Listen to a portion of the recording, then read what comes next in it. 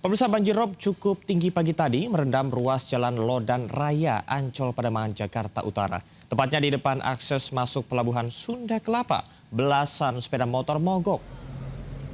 Banjir rob di gerbang Pelabuhan Sunda Kelapa menyulitkan warga yang tengah beraktivitas pagi tadi. Ketinggian rob mencapai 40 cm. Beberapa motor yang nekat menembus banjir harus kena getahnya, mogok dan harus didorong. Menurut warga, banjir rob yang awalnya merendam area Pelabuhan Sunda Kelapa sudah tumpah ke ruas jalan di sekitar area masuk.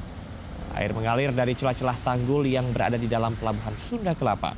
Sebelumnya, BMKG merilis peringatan dini potensi banjir rob pada 1 hingga 10 Desember di pesisir utara Jakarta. Banjir pasang air laut ini biasanya terjadi di pagi hari dan surut menjelang siang. Sebanyak 133 keluarga yang tinggal di area TPU Menteng Pulo Jakarta Selatan akan direlokasi ke 2 rumah susun ataupun rusun. Warga TPU Menteng Pulo diberi waktu 3 hari untuk mengosongkan rumah mereka. Nantinya, sebanyak 133 kepala keluarga akan direlokasi ke 2 rusun, yaitu sebanyak 125 kepala keluarga pindah ke rusun Jagakarsa dan 8 kakak pindah ke rusun Rawa Bebek. Pemprov Jakarta juga menyediakan truk untuk mempermudah warga bisa pindah ke rusun.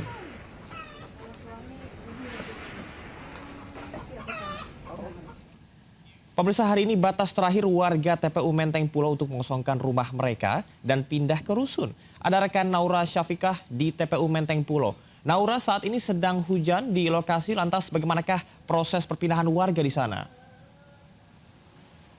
Ya, selamat siang Camar dan juga pemirsa. Saat ini memang merupakan hari terakhir dari relokasi atau pindahan dari warga yang ada di TPU Menteng Pulo 2 menuju ke 2 rusun yang berbeda. Di mana memang untuk total kakak yang berada di sini yaitu di 133 kartu keluarga yang nanti akan dibagi menjadi 125 kakak ke rusun Jagakarsa. Kemudian untuk 8 kakak ini ke rusun Rawa Bebek. Dan ini adalah hari terakhir. Saat ini kondisinya memang untuk beberapa rumah yang tepat berada di belakang saya ini sudah dikosongkan.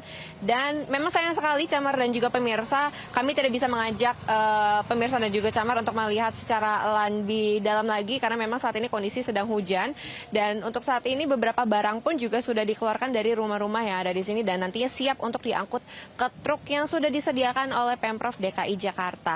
Dan memang ini merupakan hari terakhir, besok sudah harus dikosongkan sehingga warga juga bersama dengan Satpol PP, kemudian juga petugas oren tadi sudah bergotong royong untuk membawa barang-barang tersebut. Tapi memang seperti yang kita lihat untuk beberapa rumah yang ada di sini ini untuk beberapa material bangunannya seperti tripleknya kemudian juga beberapa sengnya tadi kami lihat ada beberapa warga yang mencoba untuk mencabutnya dan juga membawanya pergi gitu dari sini. Dan tidak hanya dari itu saja, nantinya jika memang ini lahan sudah dikosongkan ini sekitar 5.000 meter persegi ini akan memberikan petak makam baru sebanyak 1.300 mengingat memang untuk saat ini Jakarta untuk makamnya ini sudah sangat tipis sehingga nantinya lahan ini akan kembali ke fungsi seperti sedia kalanya. Sementara itu, Camar. Baik, terima kasih rekan Naura Syafikah, selamat bertugas kembali. Kita beralih ke informasi konflik internal Nahdlatul Ulama. Ketua Umum PBNU Yahya Khalil Stakuf kembali menegaskan menolak mundur dari jabatannya. Gus Yahya menyebut hasil rapat syuriah agar dirinya mundur tidak memiliki landasan hukum.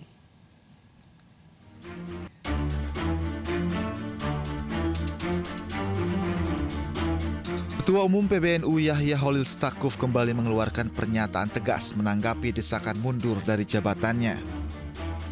Dalam konferensi pers yang digelar pada Rabu sore, Gus Yahya tegaskan roda organisasi PBNU tetap berjalan normal di semua tingkatan.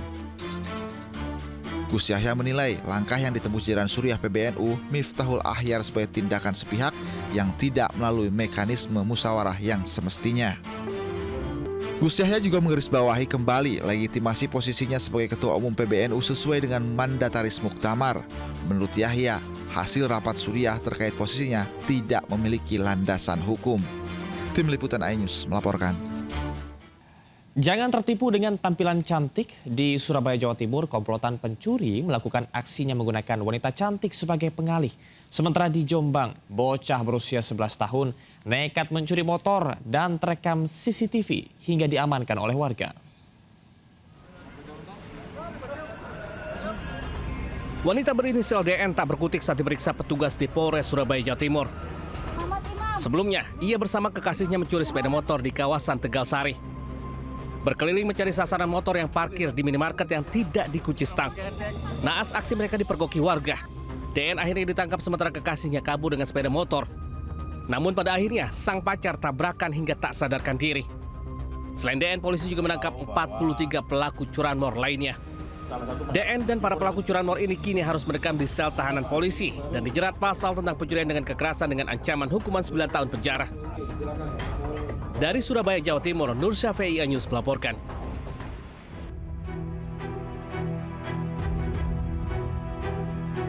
Inilah rekaman CCTV yang menunjukkan detik-detik bocah berusia 11 tahun saat berjalan kaki di perumahan Sri Kandi di Desa Mojongapit, Kecamatan Jombang, Kabupaten Jombang, Jawa Timur. Tak lama setelah itu, dia terlihat kabur meninggalkan perumahan dengan mengendarai sepeda motor warga. Setelah memeriksa rekaman CCTV warga, ternyata ada yang mengenali wajah pelaku sehingga langsung mendatangi rumahnya di Kecamatan Jogoroto. Untuk menghindari terjadinya hal-hal yang tidak diinginkan, polisi langsung membawa pelaku ke Mapolsek Jombang untuk diproses lebih lanjut. Dari tangan tersangka, polisi mengamankan 1 unit motor hasil curian yang disembunyikan pelaku di sebuah masjid tak jauh dari TKP. Polisi kini masih melakukan pemeriksaan untuk mengungkap motif pelaku mencuri motor. Dari Jombang, Jawa Timur, Mukhtar Bagus, iNews melaporkan. Sebuah mobil digunakan untuk mengangkut ribuan butir telur bebek di Mojokerto, Jawa Timur. Akibat kejadian tersebut, korban merugi hingga jutaan rupiah.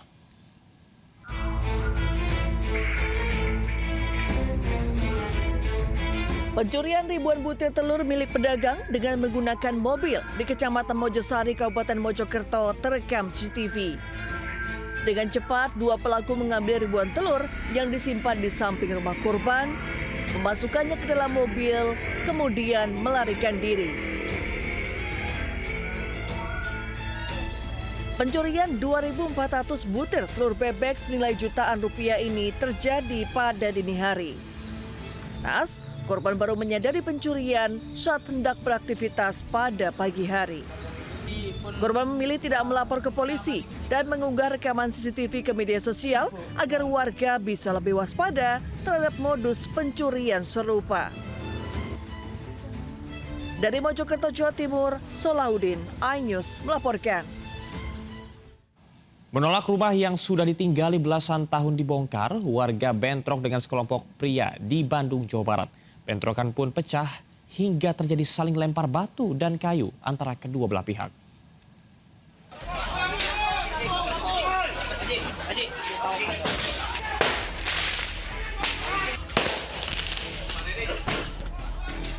Pembongkaran bangunan warga Sukahaji, Kota Bandung, Jawa Barat yang berdiri di lahan PT Sakura berakhir ricuh.